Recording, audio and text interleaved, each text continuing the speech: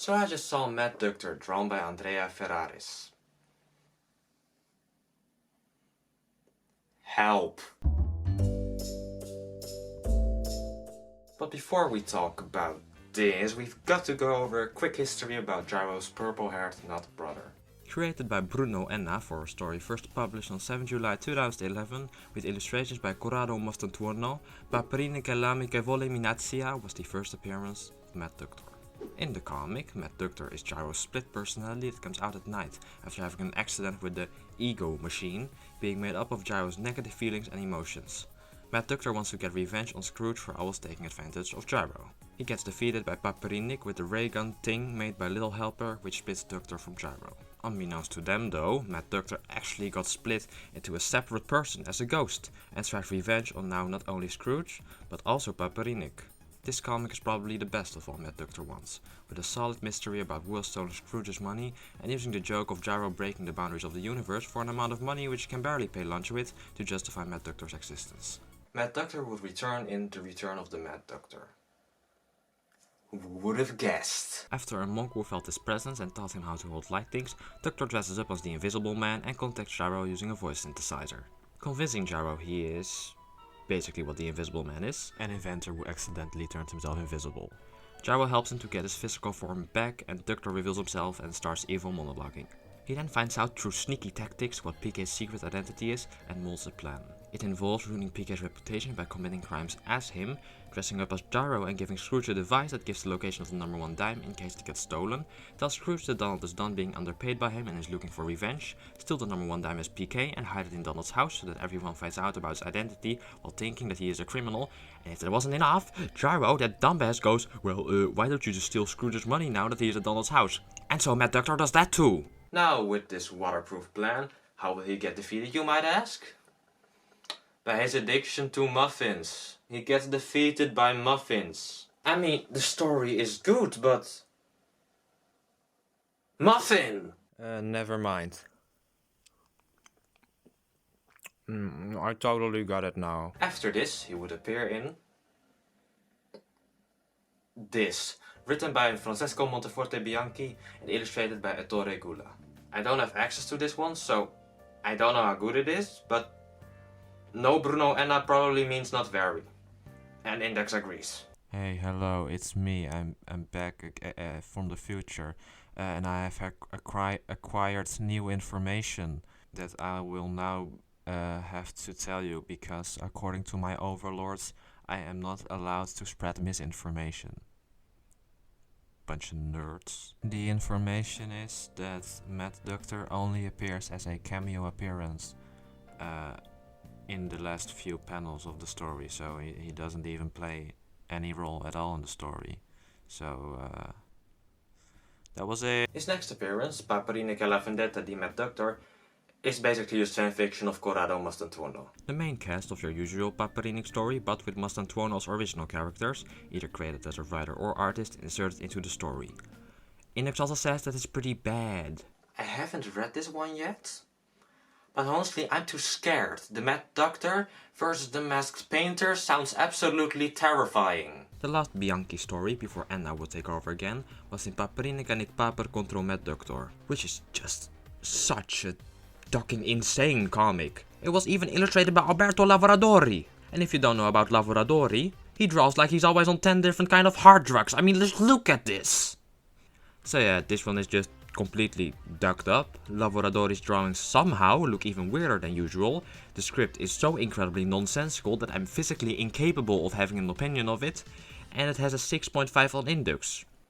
I didn't even know that was possible! He would be one of the main characters in La Grande Corsa contro il Tempo, written by Enna with illustrations by Alessandro Perina, Giampaolo Soldati and Paolo De Lorenzi. Very interesting story about a race through time set up by this little goober, who chooses Mad Ducktor as one of the contestants, while Ducktor chooses one of the Beagle Boys as his teammate. One of the most interesting parts is that this comic is one of the very few appearances of Lord John Lamont Croquet, not written by Marco Gervasio. Mad Ducktor also meets John and mistakes him for PK. And if that wasn't enough for him, in the future, Ducktor meets the PK android with shield and all, who recognizes him as a chrono criminal. And I just think that's neat. Mad Ducktor's second to last appearance would be in Paperine che il protocollo Mad Ducktor, written by Bruno Enna and illustrated by Giada Perisinotto. The story starts off with Doctor being escorted to his own special Super Deluxe XXL jilting on the South Pole.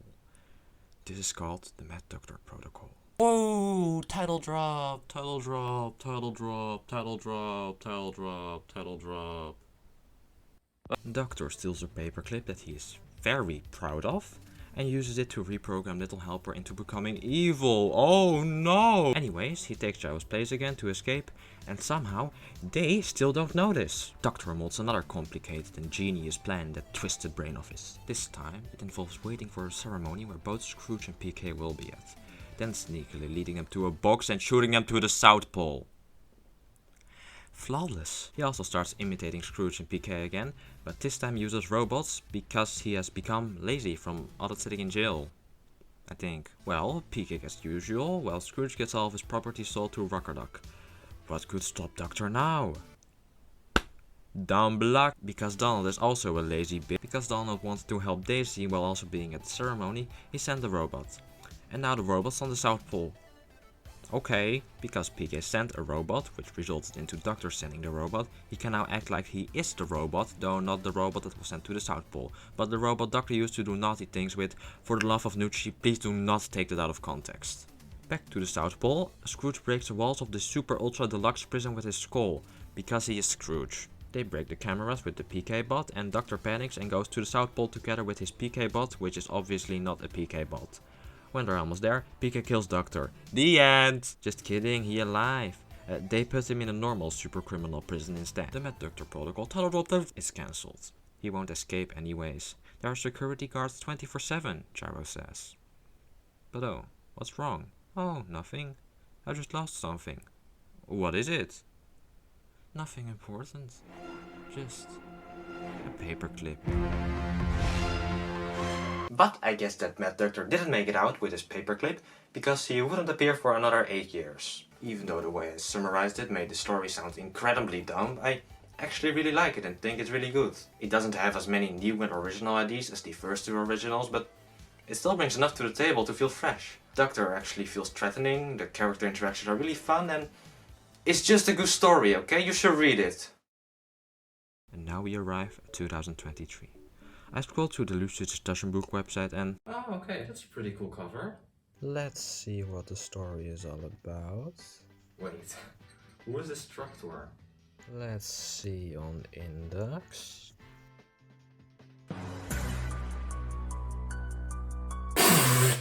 Oh my nutri, it's Mad Duck!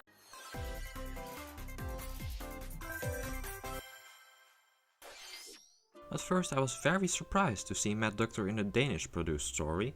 Interestingly enough, the first two Mad Ducktor stories were half Danish, half Italian produced, having a I/D code.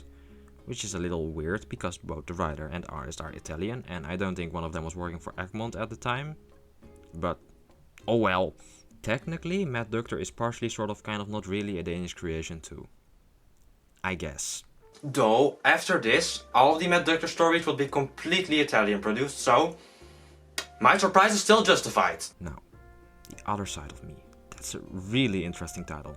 Add Mad Ducktor to that, and you can already imagine what the story is gonna be about. Mad Ducktor tries to bring out Paperinik's other side, just like how Gyro accidentally did to himself, and creates a new scary villain. It could be really, really cool. Add some character development to Donald, realizing how his other side is this and that, and then he comes to cheesy realization, defeats him, but it would still be cool. That didn't happen! Instead, we got whatever the duck this is. So let's take a look at The Other Side of Me, written by Andreas Veel and illustrated by Andrea Ferraris.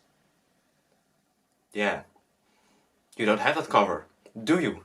Stupid Egmonters? Stupid idiots? You just got really cool cover by Mature, and we got the usual by Nador! The story starts off with Donald saying how cool it is to be Paperinik and how cool it is to be liked by everyone. Okay. He then sees Daisy and Gladstone together and gets jealous, so he decides to tell them that he is PK so they will find him cool. Okay. He then realizes that's very stupid and dumb and stupid and decides against doing that. Yeah, no shit, dude. We get to a flashback to see why Gladstone specifically can't know about Donald's identity, Because that's the thing now, we see some scenes of Il Diabolico Vendicatore play out and interestingly find a John Crockett name drop. Together with the fact that Mad Ducktor will appear, it seems like Phil wants to merge his own /Danish continuity with that of Gervasio/Italy. At the same time, we also see the supposed postman that delivered the famous letter that would lead to Paperinik's birth, and he does not resemble Gervasio's version. So it seems like Phil only wants to take over Lord Crockett as a character, but not necessarily all stories Gervasio made.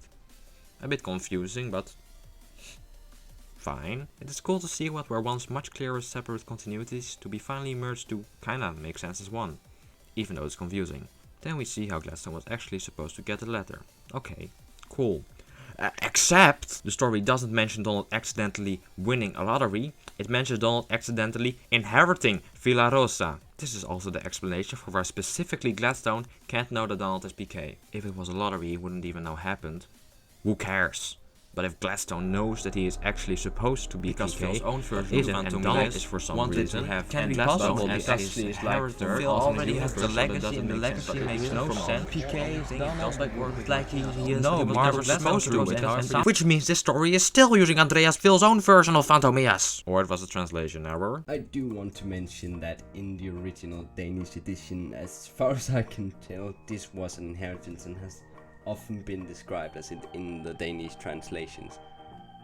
Which means I think Peel, being a Danish writer, sort of gets away with this one. I just wanted to mention that. But I like on Andreas Phil, okay? So let me have this one! So, I guess it is still his own alternate universe PK with the weird glove that is now a bracelet. Why is it a bracelet now? Is it new?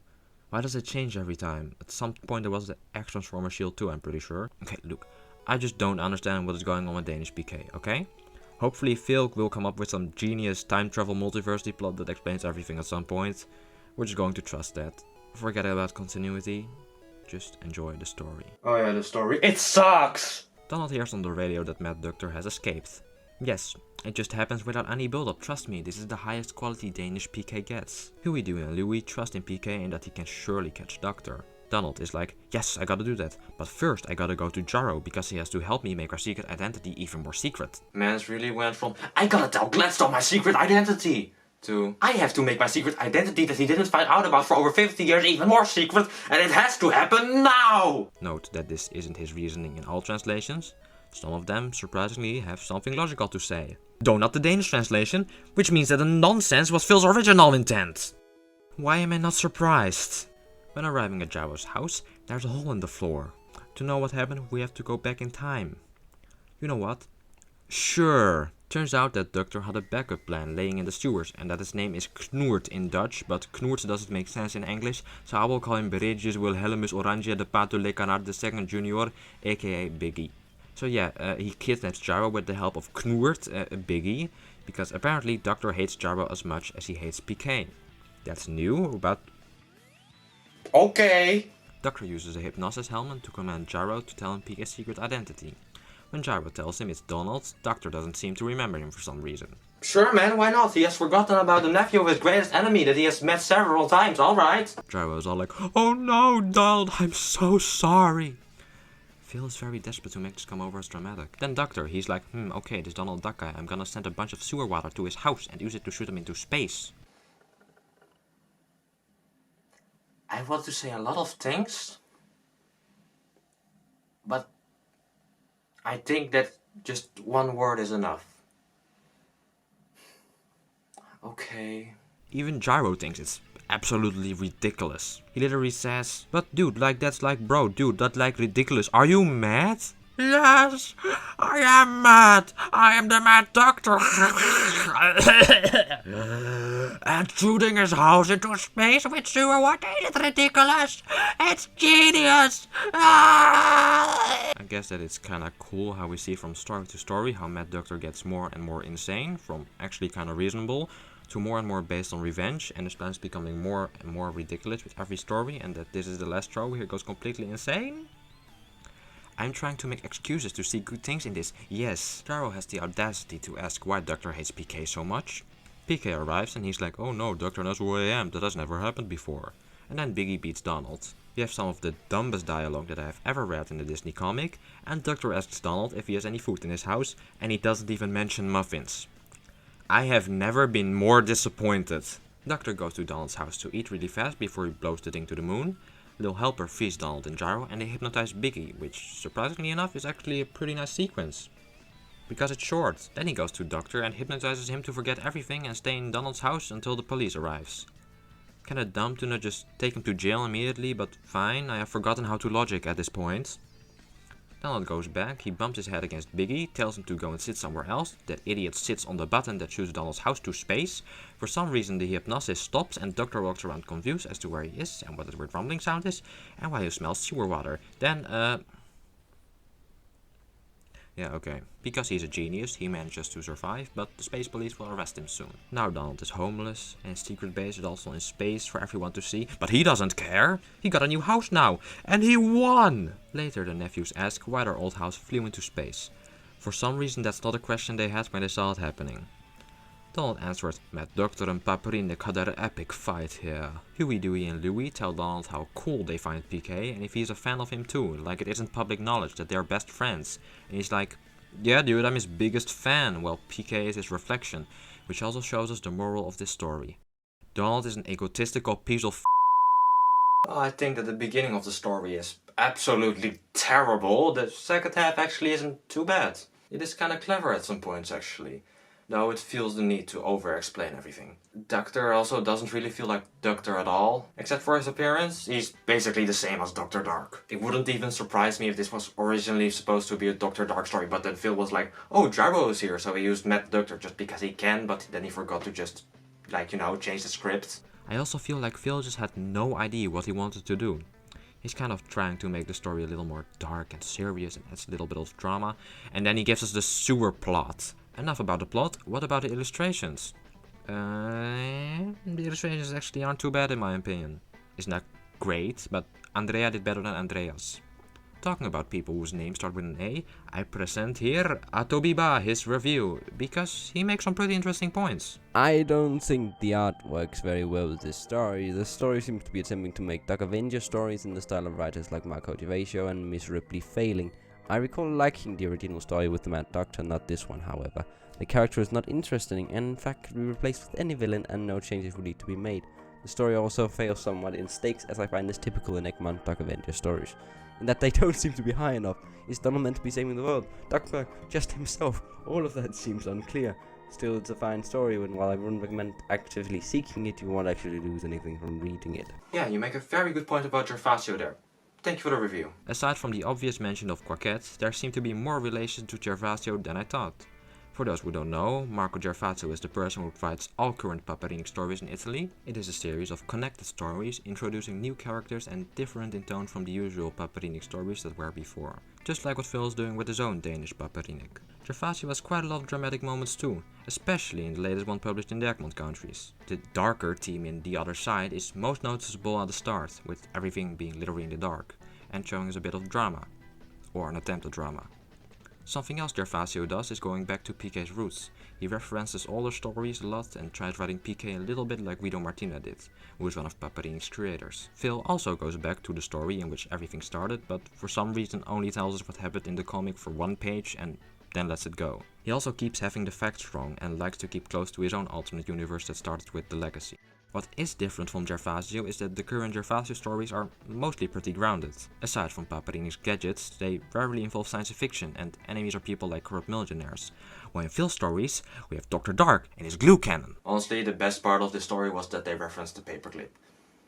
They had to show it twice even, because Phil was very proud of the paperclip, just like Ducktor. So yeah, the paperclip was the highlight of the story. That should be enough info on how good this one is. 6.9? Well, to be fair, it is a pretty rad paperclip. Now, after all of this, what have we learned? That more Mad Ducktor TikTok should exist. I mean, just look at this. This is art!